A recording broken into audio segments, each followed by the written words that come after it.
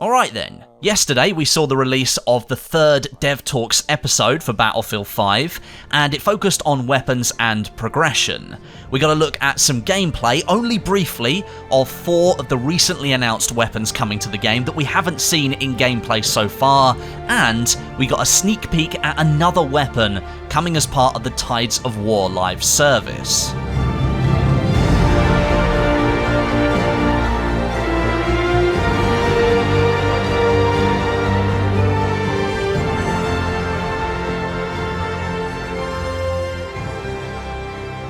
So before I break down this episode and extract all the information possible, let's show you the weapon gameplay, because arguably that's what you guys want to know about here. First up, the MG42. This is the one that DICE spent most time talking about.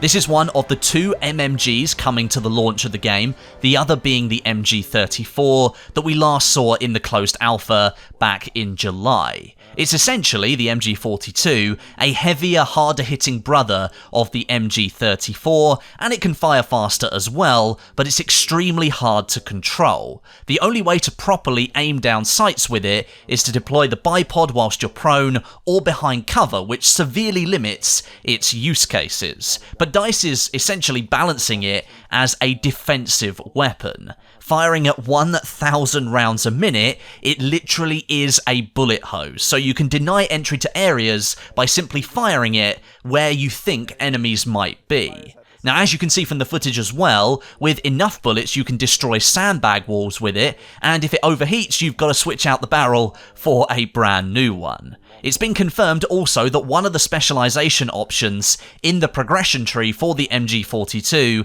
is an upgrade from 1,000 to 1,200 rounds a minute rate of fire. It's going to overheat faster, but it's going to deal out damage faster than you can say the word overpowered. Next up is the Sturmgewehr 1.5, only a very short clip here, and DICE didn't reveal that much information either. It has a faster rate of fire than the SDG-44, but it's harder to control with more erratic recoil, so it's going to be better suited to closer ranges. Third weapon is the Krag-Jorgensen rifle, a Norwegian rifle that reloads bullets through the side, and it's an extremely accurate reload animation presented in the video as well. On the scale of rifles in the game, DICE has balanced it more towards the heavy end of the scale, with the slower rate of fire and punchy firing animation, so you can think of it as closer to the Kar-98 than the Lee Enfield rifle, which we played with in the open beta. And lastly, we have the MP34. Again, not much footage shown here, but the dev stated that the weapon sits right up the far end of the SMG scale, directly opposite to the Suomi, which sits down the other end. The MP34 is a slower firing, harder hitting SMG that can compete with the assault rifles at medium range when positioned correctly. The specialization tree for this weapon will support a lot of different playstyles, so the weapon appears to be quite malleable.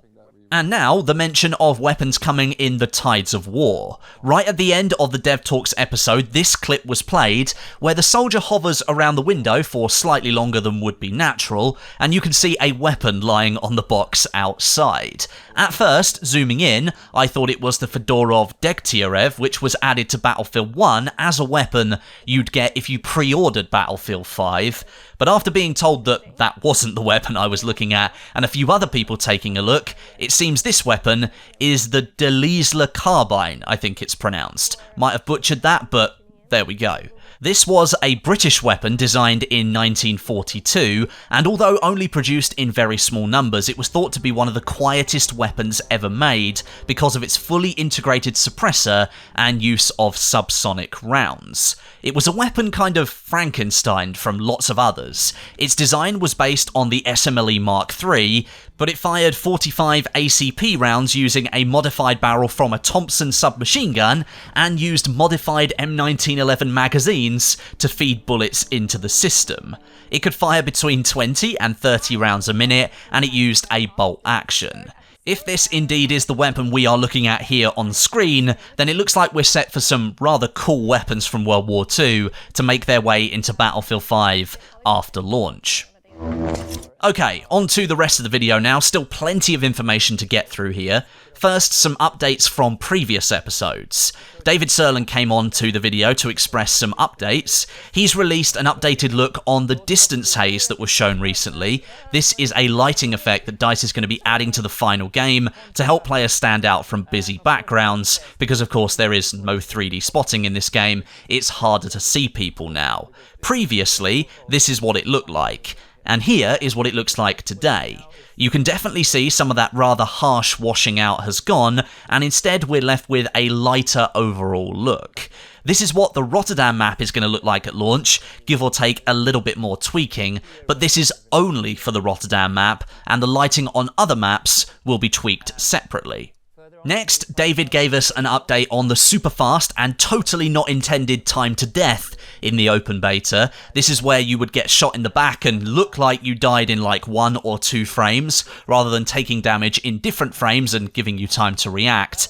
This was due to more than 1 bullet's worth of damage being applied in an update, and the updates being delayed as well. So to solve this, the team is using Battlefield 1's current state, which is pretty solid, and they're making sure that Battlefield 5 settings basically look the same in layman's terms.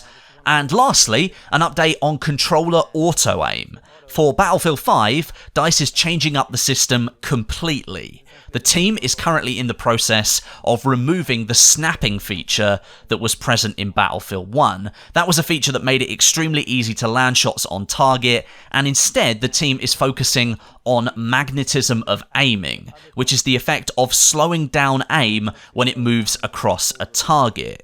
Now, the reason DICE is doing this is because there are far more fully automatic weapons in Battlefield 5, which would have benefited far too much from an aim snapping system. That was implemented into Battlefield 1 purely because of the amount of semi-auto weapons there were. Following up shots with an automatic weapon is much easier than a semi-automatic one, and therefore focusing on fine-tuning the magnetism, slowing down that aim rather than snapping, is what's happening for Battlefield 5. And now on to the gunplay. Let's highlight some changes and clarify some points here. Florian Lebihan, or Drunksy as you might know him, he took centre stage in this Dev Talks episode to cover most of the gunplay feedback from the open beta, and these are some of the highlights. For Battlefield 5, the team worked backwards to previous games in the franchise and tried to find what players thought was the best gunplay experience, and they landed with Battlefield 3. I would happen to agree with them. Battlefield 5 is based upon that, but with greater balance between weapons in classes and different weapon classes as well. You'll also find recoil will play more of a role in gunfights than it did in Battlefield 3, with implementation of spread tied to the front sight of the weapon that you're holding. Now, spread was extremely hard to try and communicate to the player as a system, so instead of keeping it as it was in Battlefield 1 and previous titles, it's now been redesigned to emanate from the front sight of the weapon. This means wherever you're pointing the weapon will then spread from that point, rather than randomly jumping across the cone of fire. And as a result, wherever you point your weapon, you're going to have a greater understanding of where the next bullet is going to go.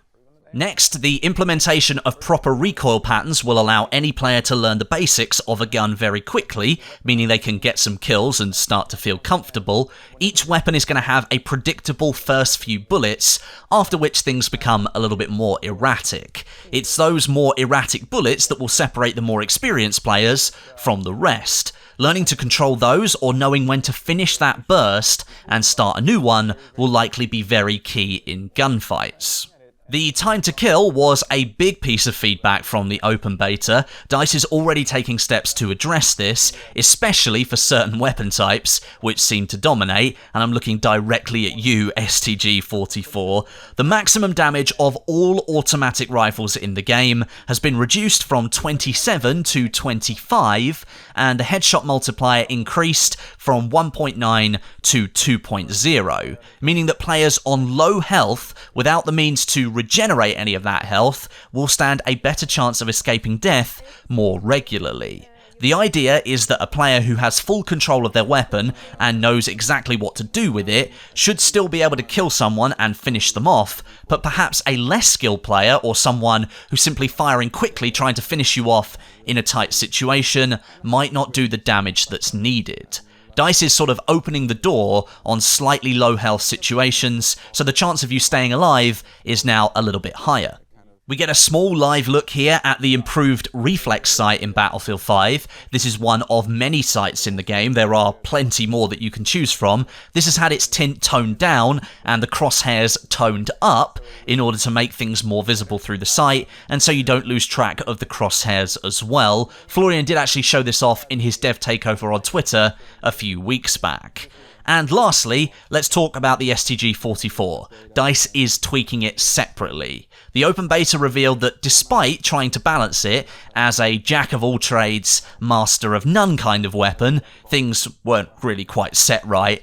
At the close to medium range mark, where SMGs should stand some kind of chance of beating it, most of the time the STG was just dominating and coming out on top. It should be a weapon that can compete at all ranges, including extreme long range with its select fire option, but at each range point, be it short, medium long, or extreme long, there should be weapons better suited, and those should then beat the STG, or at least be able to combat it toe for toe. Stat changes are being made to remove its total dominance of close to medium range combat, and hopefully that means a fairer weapon balance system overall.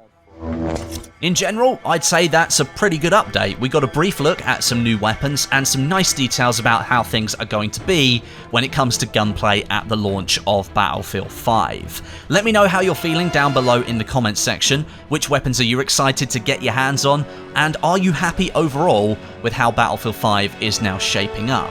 Let me know down below. Make sure you subscribe to the channel with notifications switched on, that way you won't miss any of my future videos, and a massive thank you for watching today.